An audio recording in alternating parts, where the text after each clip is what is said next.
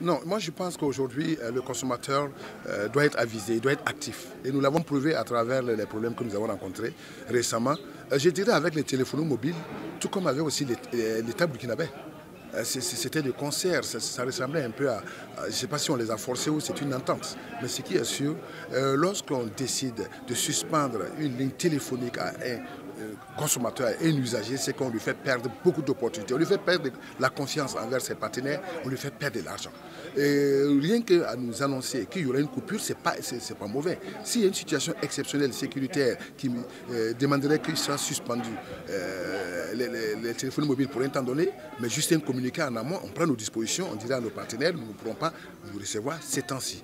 Voilà un peu notre position et nous sommes prêts à nous battre pour que le consommateur soit respecté. Quelle que soit la personne qui aura un acte à poser désormais, cette personne saura que ça peut la rattraper. Et de toute façon, la coupure ou du moins la restriction des téléphones mobiles a entraîné ceux-là même qui l'ont restreint. Nous sommes surchargés par des messages on ne sait d'où, nous ne sommes pas demandeurs et je pense que ce n'est pas normal. On ne peut pas forcer quelqu'un avec sa publicité.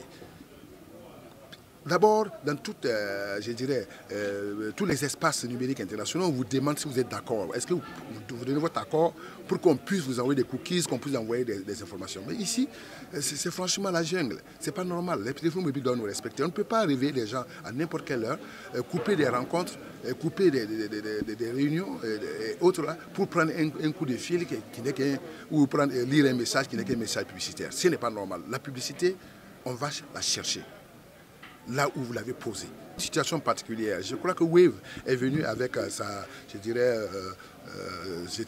finance numérique. Ça avait été accepté par l'opérateur en question.